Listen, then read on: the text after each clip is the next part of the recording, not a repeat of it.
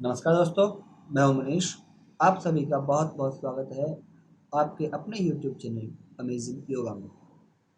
पिछली क्लास में हम वर्णमाला को 2 कक्षाओं में पढ़ चुके हैं। नमस्कार दोस्तों, मैं हूं मनीष। आप सभी का बहुत बहुत स्वागत है आपके अपने YouTube चैनल अमेजिंग योगा में। पिछली क्लास में हम वर्णमाला को 2 कक्षाओं में पढ़ चुके हैं। अब तक हम 2 क्लास वर्णमाला की पढ़ चुके हैं। ये क्लास तीसरी है। इस क्लास में हम पढ़ने वाले हैं कि वर्णों के उच्चारण स्थान क्या होते हैं। सही सुना आपने कि वर्णों के उच्चारण स्थान क्या होते हैं। तो इसमें आप देख सकते हैं, लिखा हुआ भी है कि जिन वर्णों का उच्चारण मुख के जिस स्थान से किया जाता है, जिन वर्णों का उच्चारण मुख के जिस स्थान से किया जाता है, उस स्थान को, उस वर्ण का उच्चारण स्थान कहते हैं। यानी कि हम मुख में जहाँ से उच्चारण करते हैं, उच्चारण करते समय हमारी जीभ मुख के जिस स्थान को छूती है, टच करती है, उस स्थान को ही उस वर्ण का उच्चारण स्थान कहते हैं। जैसे अब ये क आप जानते हैं, आप बोलते रहते हैं क। तो क को बोलते समय जीभ का जो पीछे वाला भाग है, यानी कि जो जीभ का लास्ट वाला हिस्सा है, वो कहाँ टच होता है? कंठ, यानी कि गले को। ठीक है, तो जो गले को छूता है, इसीलिए क का उच्चारण स्थान क्या होता है? कंठ। क्या हुआ क का उच्चारण स्थान? कंठ। ठीक वैसे ही जो अन्य वर्ण हैं, उनके भी अपने अपने उच्चारण स्थान हैं। ठीक है, अब हम बाकी जो वर्ण हैं उनके भी उच्चारण स्थान देख लेते हैं कि किस वर्ण को कहाँ से बोला जाता है। तो सबसे पहला जो वर्ग आता है वो आता है कंठ। ठीक है, तो ये है एक ग्रुप है जिसमें अ, अब यहाँ पर आपको एक सूत्र मिलेगा जो कि है अकुह विसर्जनीय नाम कंठ। अर्थात अ, कवर्ग, ह और विसर्ग, इन सभी का उच्चारण स्थान क्या है? कंठ। तो अब ये हिंदी में आप समझ सकते हैं, नीचे लिखा हुआ है। क्या लिखा है कि अकार, कवर्ग यानी कि क, ख, ग, घ और ग, हकार और विसर्जनीय का जो उच्चारण स्थान है वो है क्या? कंठ। क्या है वो उच्चारण स्थान? कंठ।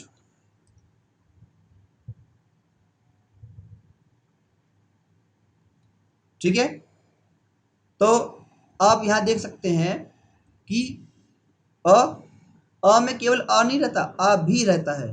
तो अ और आ, विसर्ग, ह और कवर्ग, इन सभी का जो उच्चारण स्थान है वो क्या कहलाता है? कंठ। क्या कहलाता है? कंठ। अब कंठ में ये होता कहाँ पर है? आपको यही पता होना चाहिए कि कंठ है कहाँ पर। तो आप देख सकते हैं कि यहाँ पर मार्क किया हुआ है। तो जो ये स्थान है, जो आपका ये गला है, इसको बोलते हैं कंठ। अब जीभ का जो अंतिम भाग है, यानी कि जो जड़ है जीभ की, वो गले को टच होती है। जैसे आप बोलेंगे क, ख, ग या अ, आ, ह, तो इन सभी को बोलने के लिए हमारी जीभ का जो अंतिम छोर है, यानी कि जड़ है, वो किसको टच होती है? गले को। इसीलिए इनका नाम कहलाता है कंठ्य। क्या कहलाता है इनका नाम? कंठ्य। और इसके बाद आता है ईचु यशानाम तालु। क्या आता है? ईचु यशानाम तालु। ये सूत्र है और इसका अर्थ है कि ई से लेकर के ये इकार, चवर्ग, चवर्ग में च छ ज झ ये सभी आएंगे, फिर यकार और श जो तालव्य शकार होता है वो, इन सब का जो उच्चारण स्थान क्या कहलाएगा? तालु। क्या कहलाएगा इनका उच्चारण स्थान? तालु। ठीक है। अब ये तालु कहाँ होता है आपको ये पता होना चाहिए। ठीक है, तो तालु है ये, यानी कि जो आपके दांतों से पीछे और नीचे का हिस्सा है ये कहलाता है तालु। तो इन सभी वर्णों को बोलते समय हमें जो जीभ टच होती है उस पर ध्यान देना है कि वो तालु पर टच होती है। यदि वो तालु के अलावा और कहीं छूती है तो वो शब्द, वो वर्ण हम अशुद्ध उच्चारण करेंगे। यही ध्यान रखने वाली बात है कि तालु होता है ये, मार्क किया हुआ है ना, देख सकते हैं। और इसके बाद आता है तीसरा जो उच्चारण स्थान है वो है मूर्धा। क्या नाम है उसका? मूर्धा। जो मूर्धा है उसमें री, टू, र और श ये सारे वर्ण आते हैं। कौन कौन से वर्ण आते हैं? ये री, टवर्ग यानी कि ट ठ ड ढ ण ये आ गया, फिर र और ये मूर्धन्य शकार। ठीक है, तो ये सारे वर्ण जो मूर्धा से बोले जाते हैं वो हैं, यहाँ पर लिखा हुआ आप देख सकते हैं। री में दोनों री आएंगी, फिर ट, ठ, ड, ढ, ण, र और श यानी कि मूर्धन्य शकार। ये सभी किस में आते हैं? मूर्धा के अंदर। यानी कि जो मूर्धा से बोले जाने वाले शब्द हैं, अक्षर हैं, वर्ण हैं, उन्हें बोलेंगे मूर्धन्य। क्या बोलेंगे उनको? मूर्धन्य। अब मूर्धन्य में आप कहेंगे मूर्धन्य है कहाँ, तो आपको ये पता होना चाहिए कि जो ऊपर वाले दांतों से पीछे, जो ऊपर के दांत हैं उनसे पीछे और ऊपर की तरफ जो भाग है वो कहलाता है मूर्धा। यानी कि ये हिस्सा, जो ये हिस्सा है ये कहलाएगा मूर्धा। ठीक है, क्या कहलाएगा ये? मूर्धा। ठीक, अब इसमें कौन कौन से वर्ण आते हैं हम आपको पहले बता चुके हैं कि इसमें री, री, र, श और टवर्ग। और कौन सा? टवर्ग। टवर्ग के पांचों अक्षर और री दोनों दीर्घ और ह्रस्व, साथ में र और मूर्धन्य शकार। ठीक है, चलिए अब बढ़ते हैं हम दंत्य की तरफ। यानी कि जो ये सूत्र है ऋतु लसानाम। क्या सूत्र है? ऋतु लसानाम। ये कहलाता है दंत्य। क्या कहलाता है ये? दंत्य। तो इसमें क्या कौन कौन से वर्ण आएंगे? लृ यानी कि ये रहा, फिर तवर्ग, तवर्ग में त, थ, द, ध, न, फिर है ल, ल यहाँ पर है, और है स, दंत्य सकार, ये यहाँ पर है। ध्यान रहे ये जो लृ है ये स्वर है, व्यंजन नहीं है, लेकिन जो ये ल है ये व्यंजन है, मगर दोनों का उच्चारण स्थान एक ही है। तो इन सभी वर्णों का उच्चारण स्थान क्या होगा? दंत्य। क्या होगा इनका उच्चारण स्थान? दंत्य। अर्थात जब हमारी जीभ हमारे दांतों को टच करती है तो वो इन वर्णों का उच्चारण स्थान है। अब इसके बाद उच्चारण स्थान आता है ओष्ठ। क्या आता है? ओष्ठ। यानी कि जिन वर्णों को बोलते समय हमारे होठ मिले, क्या हो, हमारे होठ मिले, तो उनको बोलते हैं ओष्ठ। और ये कौन कौन से हैं?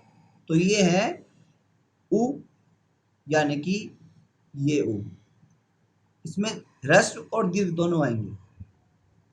फिर है पु, पु अर्थात पवर्ग, तो यहाँ से प, फ, ब, भ और म, ये सारे वर्ण आएंगे पवर्ग में। फिर है उपदमानीय, उपदमानीय ये आ गया, और वह ये, तो ये सारे वर्ण किस में आएंगे? ओष्ठ में, यानी कि जिनको बोलते समय हमारे होठ मिले। ठीक है, अब एक बार नीचे देख लेंगे कि ये कौन कौन से वर्ण हैं। तो आप यहां देख सकते हैं, ये है उ, ह्रस्व उ, फिर दीर्घ उ, उसके बाद पवर्ग प, फ, ब, भ, म, और उपदमानीय। इन सभी का उच्चारण कहां से होता है? होठों से। ठीक है, अब आते हैं नासिका की तरफ, यानी कि जो वर्ण नासिका से बोले जाते हैं। किससे बोलते हैं? नासिका से। आप कहोगे हमने तो सारे वर्ण बोल लिए हैं अधिकतर, तो फिर नासिका से कौन से बोले जाते हैं? तो आपको ये जानकारी होनी चाहिए कि जो ये सूत्र कहता है, ये सूत्र क्या कह रहा है? ये कहता है यम गणनानाम नासिका च, अर्थात जो हर वर्ग के पांचवें वर्ण हैं। क्या है? हर वर्ग के पांचवें वर्ण हैं, वो क्या कहलाते हैं? अनुनासिक। अनुनासिक का मतलब क्या हुआ? जो मुख के बाद नासिका से भी बोले जाए। क्या मतलब है? जो मुख के बाद नासिका से भी बोले जाए वो कहलाते हैं अनुनासिक। ठीक है, तो आप यहाँ पर देख सकते हैं कि ये वर्ण कौन कौन से हैं। प्रत्येक वर्ण, प्रत्येक जो वर्ग है उनका जो पांचवा अक्षर है वो कहलाता है अनुनासिक। यहाँ पर आप देख सकते हैं, लिखा हुआ भी है कि अनुस्वार और अनुनासिक यही वर्ण होते हैं। क्या होते हैं ये? अनुस्वार और अनुनासिक, यही वर्ण उसमें अनुस्वार में बदलते हैं और यही वर्ण अनुनासिक होते हैं। प्रत्येक वर्ग का जो पांचवा अक्षर है वही अनुनासिक है और वही अनुस्वार में भी बदलता है, इसलिए वही अनुस्वार है। चलिए आगे बढ़ते हैं। अब कुछ वर्ण ऐसे भी हैं जो एक साथ दो स्थानों से बोलते हैं। जैसे अनुनासिक है, मुंह से बोलते हैं, नाक से बोलते हैं, लेकिन उन्हें अगर बोलें, उन्हें मुंह से न बोलें तो नाक से तो बोल ही नहीं सकते, और नाक का सहारा न लें तो मुंह से भी सही नहीं उच्चारण होगा। वैसे ही जो यहाँ पर हम देखने वाले हैं, ये है वो वर्ण जिनका उच्चारण एक साथ दो स्थानों से होता है। कितने स्थानों से होता है एक साथ? दो, दो स्थानों से। और वो कौन कौन से हैं देखेंगे। तो ये है ए दई तो, कंठ तालु। कौन कौन से हैं? ए दई तौ, कंठ तालु, अर्थात ए और ऐ जो दोनों वर्ण हैं इनको कंठ और तालु दोनों से बोला जाता है। किनसे बोला जाता है? कंठ और तालु, यानी कि कंठ और तालु दोनों से एक साथ बोलते हैं। ठीक है, तो ये हो गया हमारा तालु और ये हो गया हमारा कंठ। तो दोनों को मिला के जब बोलते हैं तब वर्ण बनते हैं ए और ऐ। ऐसा क्यों होता है? ऐसा इसलिए होता है क्योंकि आपको ये पता होना चाहिए कि इसमें अ और ई मिलकर क्या बना? ए। क्या बना? ए। तो इसलिए अ कहाँ से बोलता है? कंठ से। और ई कहाँ से बोलता है? तालु से। तो कंठ तालु, पहले कंठ फिर तालु, क्या हम बोलते हैं? अ ई आ नहीं बोलते, अ ई। तो अ ई, कंठ तालु। फिर है ऐ, ये है ए, फिर है ऐ। तो ऐ में क्या होता है बेटा? ये पहले अ आया और बाद में आया ए, तो दोनों को मिलकर के हो गया ऐ। क्या हो दोनों को मिलकर के? ऐ। इसको मैं ऊपर कर दे रहा हूँ, शायद आपको दिख नहीं रहा है, तो चलो कोई बात नहीं, मैं इसको उठा करके थोड़ा सा ऊपर कर दे रहा हूँ और थोड़ा छोटा कर दे रहा हूँ ताकि आपको सही से दिख जाए। अब दिख रहा है ना? आ और ई मिलके ए बना, आ और ए मिलकर के ऐ बना।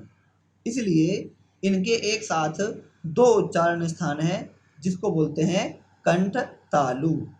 क्या बोलते हैं उनको? कंठ तालु। ठीक है, चलिए आगे बढ़ते हैं अगले वर्ण की तरफ। तो इसमें आ जाते हैं ओ और औ। क्या आते हैं इसमें? ओ और औ। अब यह है ओ दौ तौ कंठोष्टम। ठीक है, क्या है? ओ दौ तौ कंठोष्ठम, यानी कि ओ और औ, ओ और औ, इनका उच्चारण स्थान क्या है? कंठ और ओष्ठ। पहले था कंठ तालु, ये है कंठ ओष्ठ। जैसे पहले है अ, ये कहाँ से बोलता है? कंठ से। फिर है ऊ कहाँ से बोलता है? होठ से, यानी कि ओष्ठ से। तो दोनों को मिलकर क्या बना? ओ। ठीक, वैसे ही अ के बाद, किसके बाद? अ के बाद यदि ओ आ जाए, जो कि अ और ऊ से मिलके बना है, तो दोनों को मिलकर क्या बनता है? औ। क्या बन जाता है? औ। तो इसलिए पहले कंठ फिर ओष्ठ, तो कंठ ओष्ठ। तो इन वर्णों का उच्चारण स्थान क्या हुआ? कंठ ओष्ठ। ठीक है, चलिए आगे बढ़ते हैं। अब वह ऐसा वर्ण है जिसको दंत और ओष्ठ दो की सहायता से बोलते हैं। किससे बोलते हैं? दंत और ओष्ठ। व कारस्य दंत ओष्ठम। किससे बोलते हैं? दंत और ओष्ठ से। ठीक है, यहां पर ये गलत हो गया है, हाँ यहाँ मिसप्रिंट है ये, तो यहां पर आएगा व। दंत ओष्ठ कौन है? व। पहले था हमारा जो मिश्रित में आए, तीन तीन टाइप हो गए ना। पहला है ए और ऐ, वो है कंठ तालु। फिर है ओ और औ, वो है कंठ ओष्ठ। यह है व, यह दंत ओष्ठ। ठीक है, तो ये किसका, ये किसमें हुआ? दंत ओष्ठ में।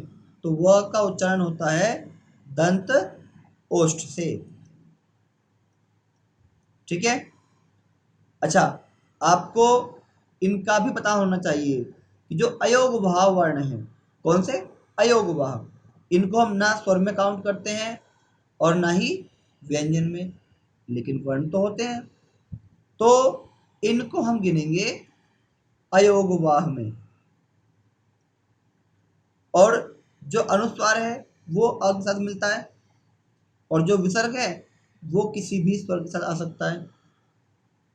ठीक है, तो जो अनुस्वार है और विसर्ग हैं, ये दोनों हमेशा स्वरों के साथ ही चलते हैं, ये व्यंजनों के साथ नहीं चलते।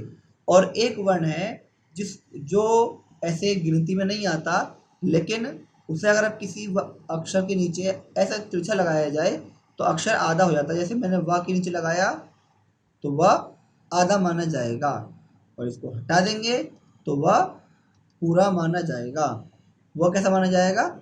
पूरा माना जाएगा। तो इस प्रकार ये वर्ण हो गए, ये वर्णों के उच्चारण स्थान। क्या हुए ये? वर्णों के उच्चारण स्थान। अब यदि इनमें से किसी वर्ण का उच्चारण स्थान आपको यदि समझ में नहीं आया है तो आप मुझे कमेंट करके बता सकते हैं, मुझसे प्रश्न कर सकते हैं। और इस सब के लिए आप मेरे व्हाट्सएप नंबर पर व्हाट्सएप भी कर सकते हैं। मेरा नंबर यहाँ पर मैं लिख दे रहा हूँ, आप चाहे तो नोट कर सकते हैं। मेरा नंबर है 7906928698। क्या नंबर है? 7906928698। आप मुझे इस पर व्हाट्सएप कर सकते हैं। क्या कर सकते हैं? आप मुझे इस पर व्हाट्सएप कर सकते हैं और अपने कमेंट पूछ सकते हैं। ठीक है, चलिए आज की क्लास में हम इतना ही रखते हैं।